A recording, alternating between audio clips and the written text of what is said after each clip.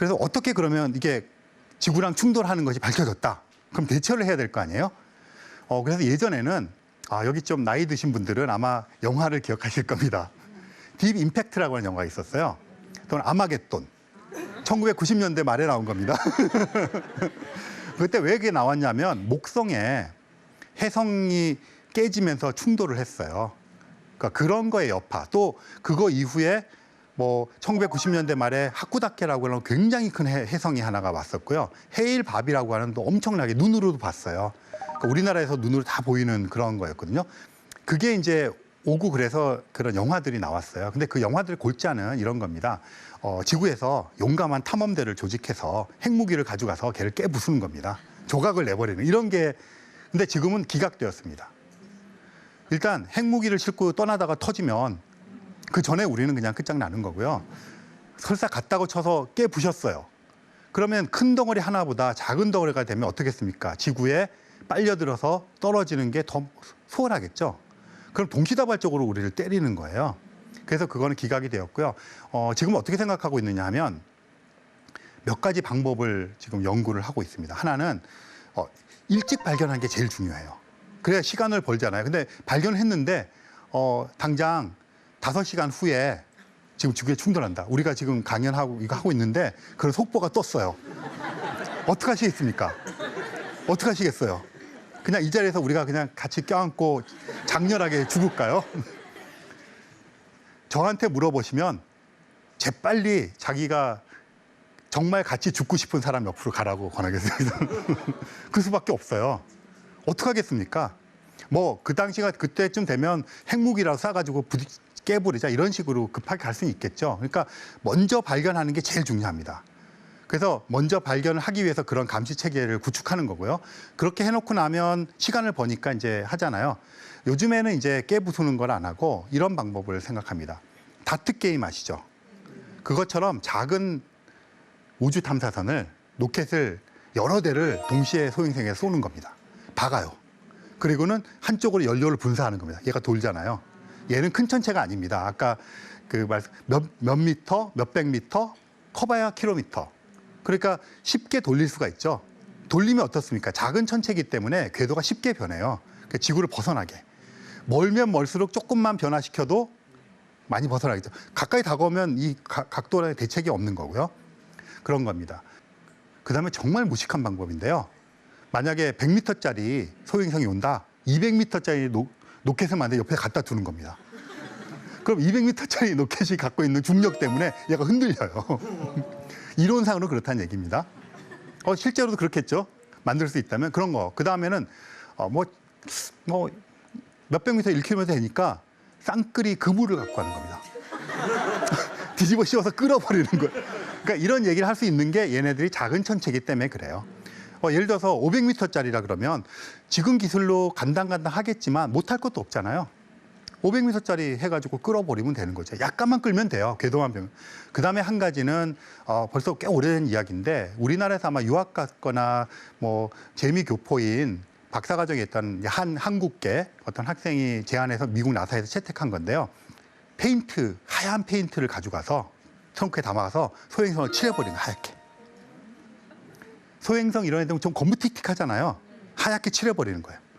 그럼 하얀 색깔과 검은 색깔의 차이는 뭡니까? 반사율. 반사율이 틀리다는 얘기는 미는 정도가 틀리다는 얘기 아닙니까? 햇빛이. 그런 거 복사압이라고 불러요. 그런 미묘한 차이를 통해서 얘는 조금만 변경시키면 되니까 이런 식으로 지금 변경시키자 하는 방안을 연구를 하고 있습니다. 그런데 이건 이제 두 가지로 보는 거죠. 그런데 몇 년 전에 지금 보시는 소행성, 이건 전파 망원경으로 찍은 걸 재구성한 건데요. 저런 소행성이 뭐 지구와 달 궤도의 몇 배 되는 정도 이렇게 스쳐 지나갔어요. 그럼 보통 같으면 다행이다, 안전하게 스쳐 지나갔어 이렇게 얘기를 할 건데 유독 저 소행성이 스쳐 지나갔을 때 안타까워했어요. 차라리 충돌하지. 충돌하면 멸종될 수도 있잖아요. 그러니까 그렇게 충돌하면 안 되고 무인도에 충돌하지. 뭐 이런. 그리고 심지어는 그 언론 매체 보도에서 아깝다. 6조 원 날라갔다. 6천억 원 날라갔다. 막 이래서 난리가 났어요. 아깝다. 알고 보니까 저 소행성에 엄청난 양의 백금이 내장돼요. 약간 욕심이 생기시죠? 어디 그냥 저 제주도 근처에 어디 잘 안전하게 떨어져 주면 소행성이 많다 그랬잖아요. 엄청 많고 이게 그 태양계가 처음 생길 때 지구나 목성이나 이렇게 이제 뭉쳐지는데 뭉쳐지지 않고 남아있는, 그러니까 예전에는 소행성 내에 이런 작은 찌꺼기들이 되게 많잖아요. 그게 어떤 큰 행성이 쪼개졌을 거라고 생각했는데 이 소행성 내에 있는 모든 소행성들 다 합쳐도 그 질량이 행성 하나를 만들 정도가 안 돼요. 그러니까 예전에는 뭐 지구 같은 게 깨져서 소행성 내에 있는 작은 게 됐다 이렇게 생각했는데 요즘에는 미처 뭉쳐지지 못한 찌꺼기들이라 이렇게 생각을 합니다. 그러니까 대부분은 돌멩이겠죠. 그런데 어떤 애들은 금이 많아요. 어떤 애들은 은이 많아요. 얘네들은 수조개가 있으니까. 어떤 애는 물이 많아요. 뭐 H2O 같은 게. 그럼 그 다양할 거 아닙니까? 그 중에서 이렇게 지구 근처에 와서 우리가 거기까지 안 가도 우리를 졸졸 따라다니면서 앞서거니 이렇게 다니는 근지구 전체 애들이 있으니까 얘네들 중에는 그런 애들이 많을 거 아니에요. 그래서 위협으로 보다가 저렇게 돈으로 보는 사람들이 생기기 시작했습니다. 그리고 실제로 탄광이라는 게 있잖아요. 그러면 이제 중국이 희토류가 되게 많아요. 그 많은 이유는 두 가지입니다. 하나는 마구마구 파헤쳐서 그래요. 많기도 하지만. 그런데 가만히 생각해 보시면 아마 예전에 이런 실험들을 학교에서 하셨을 거예요. 뭐죠? 이렇게 시험관이라는 실험관? 거기다가 뭐를 막 채워넣고 원심 분리기라는 곳에 넣고 막 빨리 돌리는 겁니다. 그럼 이게 층이 지잖아요. 뭐가 밑으로 내려가죠? 무거운 것들. 그래서 그 다음에 이렇게 차곡차곡. 지구도 마찬가지입니다. 처음에 지구가 46억 년 전에 생겼을 때는 용암 상태예요. 그러니까 그러면서 회전을 지금은 24시간에 한 바퀴씩 도는데 그 당시는 더 굉장히 빨리 돌았어요. 그러니까 빨리 돌면 마치 지금 말씀드린 것처럼 지구 속에 있는 여러 원소들이나 이런 것들이 마치 원심 분리기에 넣은 것 같은 효과에서 돌면 어떻게 되겠습니까? 가운데로 무거운 게 몰리겠죠. 그럼 마땅히 금속이라고 우리가 부르는 것들이 중심에 모여 있을 거 아니에요. 그 실제로 지구 중심은 금속 성분이에요. 그러면 차곡차곡 오다 보면 껍데기에는 뭐가 있겠습니까? 흙, 돌덩어리, 암석들. 그래서 우리는 암석질 행성이에요. 그러면 근데 지구가 아까 12,800km라고 했잖아요.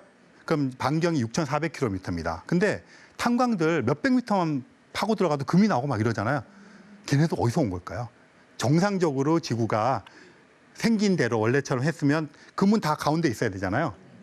근데 바깥에 있단 말이에요. 걔네들이 대부분이 소행성 충돌로 생긴 겁니다.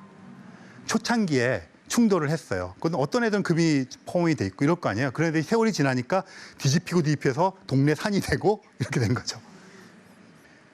그런데 거기다 나라를 세웠죠. 각각. 잘 세워야 되는데 많은 걸 잘 세워야 되는데 그런데 저걸 보니까 아니 가서 캐오면 되겠네. 뭘 기다려. 가서 캐오지. 그런 생각 드시겠죠. 그래서 그렇게 생각하는 사람들이 생겼습니다. 최근의 생각이 아니고요. 1970년대부터 이건 상상도인데 저기 가서 캐오자. 이렇게 소행성에 가서 광물 채굴을 하는 아이디어들은 굉장히 나오고 있었습니다. 많이. 뭐 이렇게 나오고 있었어요. 옛날에. 그랬는데 뭐 아이디어야 누구나 낼 수 있죠. 실제로 그것을 실행하는 것이 굉장히 중요하잖아요. 그러니까 아이디어가 많은 것도 되게 중요하지만 그것이 실행되기 위해서는 여러 가지 조건들이 맞아야 되잖아요. 2012년에 그 전에 물론 어떤 소행성을 채굴하자고 하는 회사가 생겼었는데 2012년에 플라네타리 리소스라고 하는 우리말로 하면 행성 자원 회사가 생겼습니다. 목적은 가서 소행성을 캐오는 거예요. 그렇죠. 그러면 아까 그 백금이 많다고 했던 애를 하나를 캐오면 어떻게 되겠습니까? 그 매장량이 엄청났어요. 그래서 그거를 캐오면 전 세계 백금 시장이 초토화되겠죠. 돈은 벌겠지만 제 생각에는 되게 생명의 위협을 느끼지 않을까요? 저 회사에 투자한 사람들의 면면을 보면 돈을 엄청 벌 것 같아요. 구글 창업한 사람들 투자했고요. 아바타라는 영화 있죠. 카메론 감독. 그런 사람들이 투자를 해서 만든 회사입니다. 그래서 이 사람들이 소행성을 돈으로 보고, 그래서 이것뿐 아니라 그 이후에 뭐 딥스페이스 인더스트리를 비롯한 소행성 채굴 회사들이 많이 생겼습니다.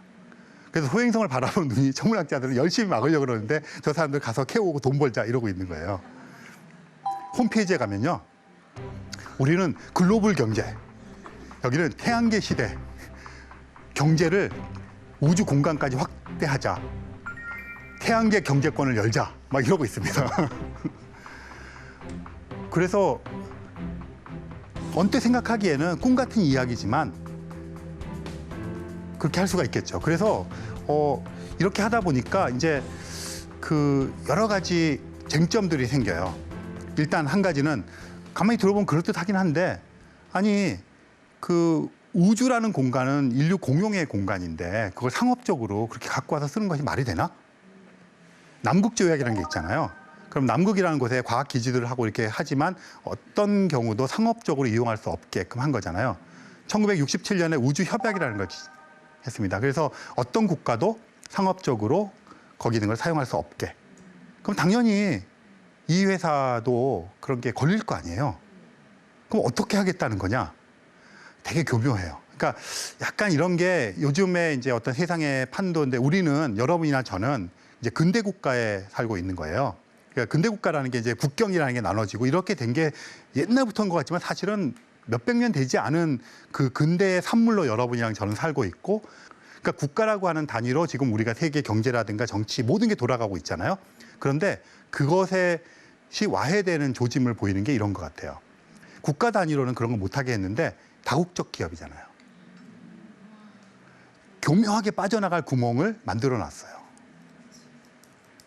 더군다나 최근에 굉장히 재밌는 일이 벌어졌는데요. 아마 덴마크일 거로 기억이 됩니다. 대사를 파견하잖아요. 대사관을. 그럼 국가 단위로 파견하는데 구글에 파견했어요. 회사에다가 대사관을 설치했어요. 그러니까 아까 말씀드린 대로 국가라고 하는 단위로 볼 것이냐, 이런 몇몇 회사들 다 합친 것이 몇몇 국가들보다 낫지 않겠습니까? 그러니까 이게 재편되는 과정인 거죠. 그런 노림수까지 있는 거예요, 이분들. 그러니까 태양계 경제권이라는 것이 단순한 어떤 기존의 체제가 아니라 그런 겁니다. 그러니까 되게 무서운 얘기예요. 우리는 어디로 가야 되죠?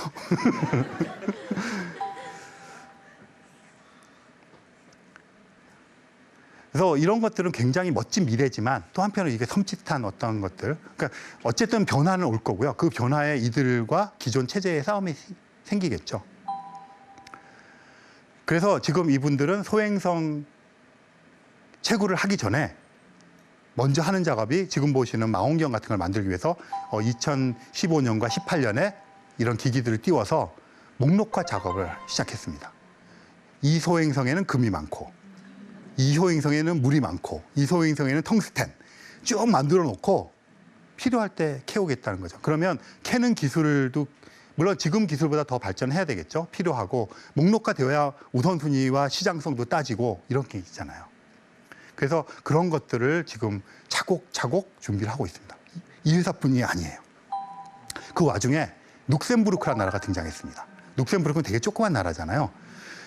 콩고 같은 식민지를 통해서 돈을 엄청 벌었습니다. 근데 돈을 잘 썼어요. 잘 굴려서 국민소득은 우리가 훨씬 높고요. 너무 잘 사는 나라죠. 작지만. 그리고 RTL이라고 하는 그 방송 네트워크인데요. 세계에서 제일 큰 방송 네트워크입니다. 유럽 가시면 온 나라에서 다 RTL이에요. 그게 룩셈부르크 겁니다. 이 나라가 뭐 흔히 우리가 말하는 다음 세대의 먹거리, 경제 먹거리로 소행성 채굴을. 그래서 아까 말씀드렸던 그 회사의 지분의 50%가 넘는 지분을 샀어요. 그래서 22세기에 룩셈부르크는 소행성 채굴 회사를 거듭나겠다. 벨기에가 승인을 했고요. 네덜란드가 지금 뛰어들려고 그러고 있어요. 드디어 태양계 경제권이 열릴 수 있죠. 그래서 마치 미국에서 한때 서부에 골드러시라고 했죠. 금이 많고 이게 노총광이 많아서 막 정말